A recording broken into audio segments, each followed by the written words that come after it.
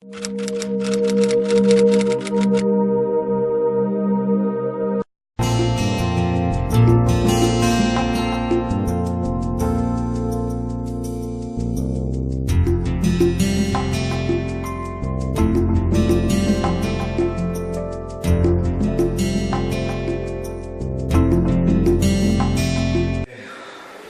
buenas tardes, Moisés. Tikhtin. Tikhtin. ¿De dónde es el origen? El apellido Tikhtin es un pueblo en Polonia. En Polonia. Se pronuncia en polaco Tikoczyn, pero se escribe Tikhtin. Okay. Así es. Oye, Moisés, así a grosso modo, ¿cómo es que nace tu interés por el cine? Bueno, este curso es más un curso de historia que de cine, pero lo que he encontrado desde hace varios años es que encontraba ciertas películas de algún tema y me acordaba de ellas y las empezaba a relacionar con la situación histórica y empecé a leer un poco más de textos históricos sobre lo que hay alrededor. Esta idea empezó básicamente hace unos 4 años y empecé a seleccionar ciertas escenas de películas, las empecé a editar y empecé a leer más, porque cuando uno ve la escena pues se trata de marcar bien en qué época es, qué va primero, qué va después. Y la idea de este curso es tratar de ver simultáneamente qué pasaba en diferentes países, porque normalmente la historia es es muy cronológica en un solo país, y aquí lo que busco es como que hacer un corte en la historia y empezar a ver qué está pasando entre todos los países a la vez. Okay. Entonces empieza a encontrar relaciones interesantes. Pero dime una cosa, Moisés, ¿cuál podría ser en un momento dado la diferencia entre ver una película sobre X tema y hacer o ver un documental sobre el mismo tema? Claro. La idea de este curso es no dar documentales. Okay. A mí en especial, para ver un documental prefiero leer, ¿no? Okay. En cambio una película trata un poquito más lo que está pasando adentro de los personajes, lo que están viviendo en ese contexto. Y creo que eso lo hace mucho más interesante. Un documental es muy plano y aquí lo que busco es un poco esa parte novelada de las películas que nos llevan un poco más allá. Con un riesgo, que a veces hay ciertas falsedades en las películas. Pero es muy interesante descubrirlas. Es parte de lo que uno va entendiendo y de repente encuentra ciertas contradicciones en las propias películas, pero cuando se le aclaran a la gente, pues yo creo que se cumple con el propósito de dar la exactitud histórica, pero no perder esa parte, digamos, de la situación como la vivían los personajes en la época. ¿Qué de los grandes hallazgos que tú sientes que has hecho? Cuéntanos un poquito. En el tema... En el tema y en el desfase tal vez entre el guión o la película y el hecho histórico. Claro. Bueno, mira, antes que nada, antes de contestar la pregunta, algo que me motivó mucho para este curso es realmente qué pasó previo a la Segunda Guerra. O sea, realmente el origen de todo esto es no hablar sobre el Holocausto, que es un tema que todos en la comunidad hemos hablado, hemos platicado y hay muchísimas fuentes mucho más expertas que yo en la materia, sino un poco qué hubo atrás, por qué se dio, qué detonó el nazismo. Y de ahí surgió un poco la idea de irme para atrás. Entonces empecé este curso con la Primera Guerra, con el Tratado de Versalles, y de ahí para entender la Segunda Guerra. Pero luego me di cuenta que la Primera Guerra tal vez, hay historiadores que hablan que fue una sola guerra, la primera y la segunda. La guerra del mundo le llaman. Porque realmente la primera fue la causa de la segunda. Entonces había que irse más para atrás, había que entender el origen de la Primera Guerra. Y de ahí me fui un poquito para atrás con el colonialismo a finales del siglo XIX, y ahí es donde empiezo. Realmente empiezo a finales de 1800, por 1890 y tantos. Ahí empiezo, y de ahí me sigo. Lo que es interesante es relacionar qué pasaba en un país con el otro.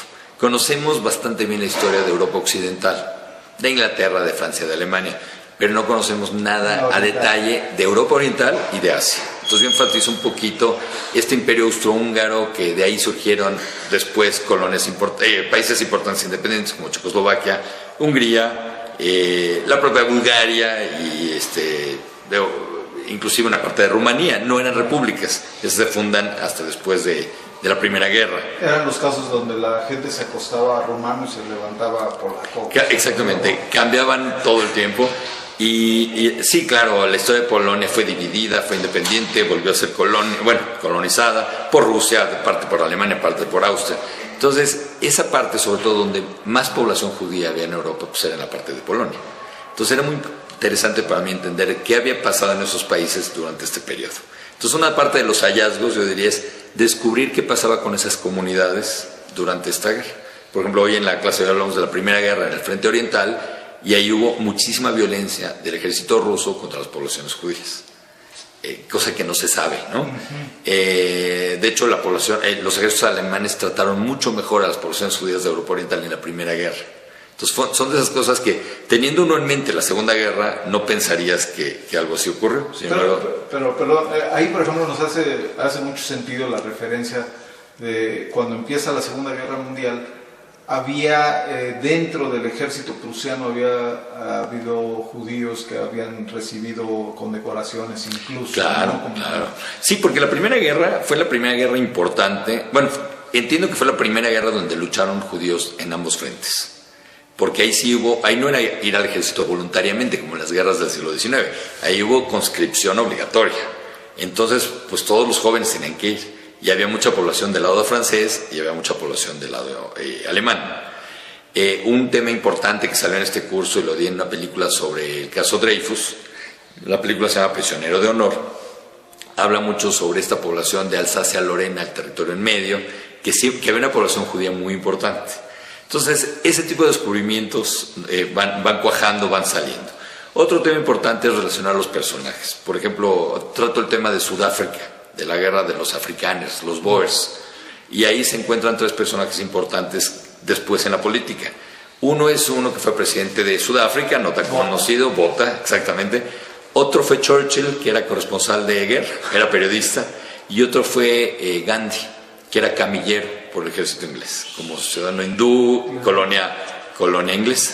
Entonces empieza uno a ver cosas interesantes. Otro asunto es la guerra de los Balcanes, que se da en 1912, donde Turquía, el Imperio Otomano, pierde una gran parte de su territorio. Bueno, un corresponsal ahí de guerra fue Trotsky. Wow. Luego va uno descubriendo cosas ya más ligadas a la comunidad. En el Congreso Sionista de 1904, Trotsky asistió y les dijo que estaban todos locos. Entonces va uno relacionando mucho más con los personajes de la época, tanto los países entre sí como lo que estaba pasando con las comunidades. Podríamos hablar de que hay una, si no constante, por lo menos sí una coincidencia entre el cine como fábrica de sueños, como industria ya, y personajes de la historia judíos y judíos que hacen el cine, ¿no? Seguro. La influencia de los judíos en el cine es tremenda, lo sabemos, y no solo en Estados Unidos, sino también en Europa. Es muy interesante.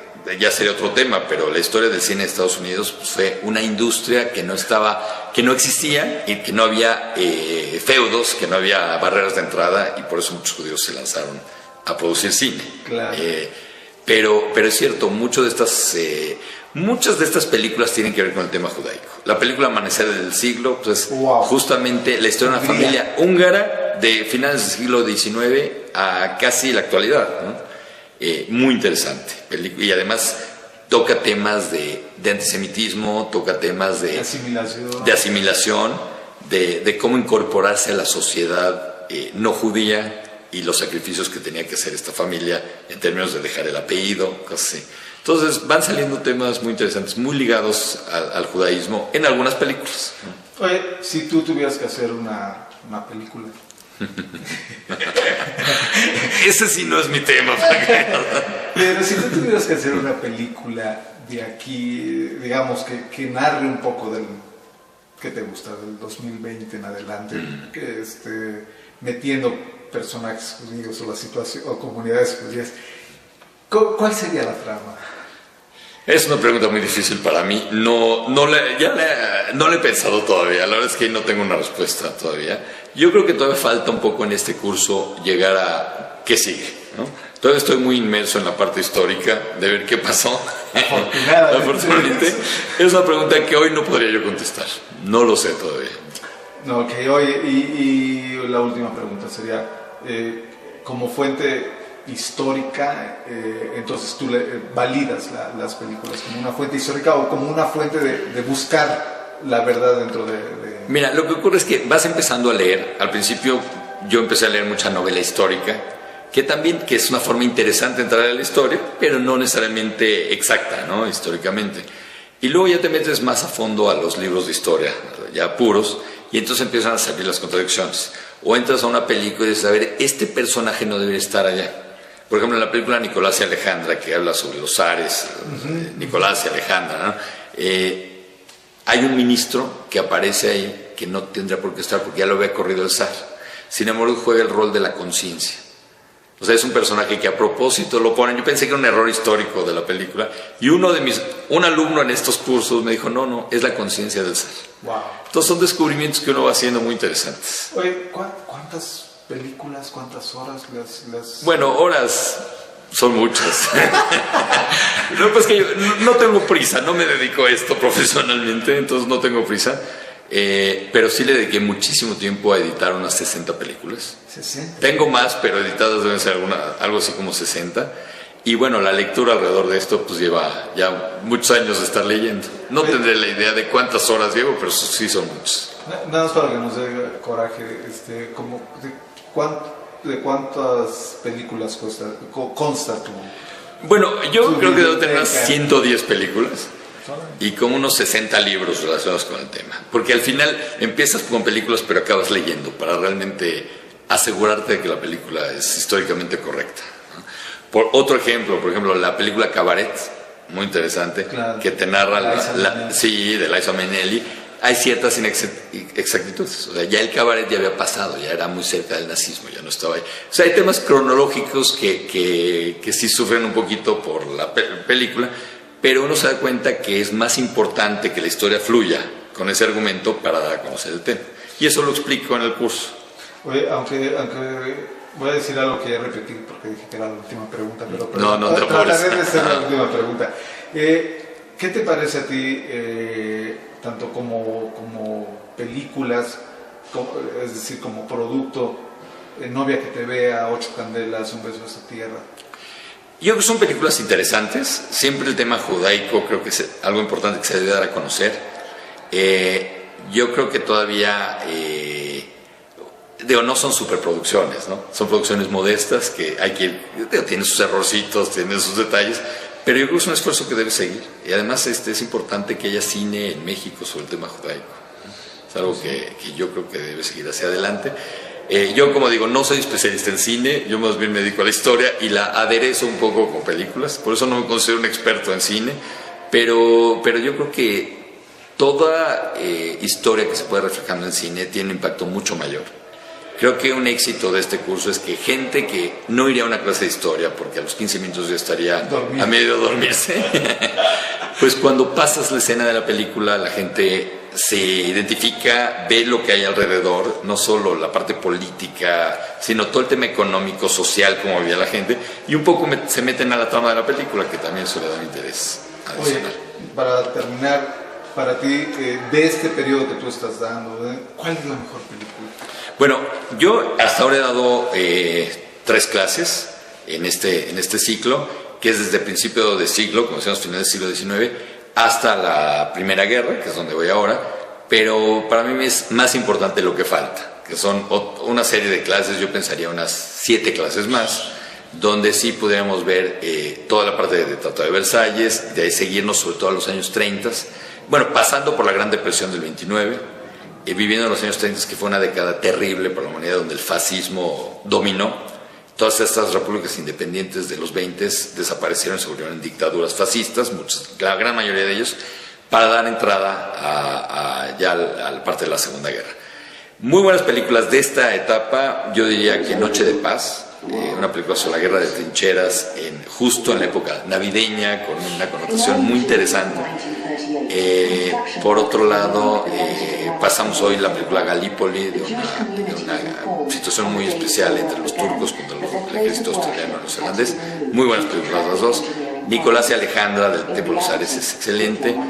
Amanecer de un siglo, otra película buenísima.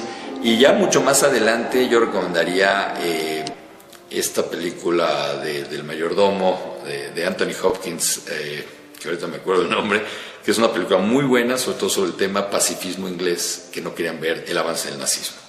Sí. The Remains of the Day, lo que queda del día, se nombra la película. Sí. Muchas gracias. Te agradezco tu tiempo. Igualmente, es un gusto. Gracias.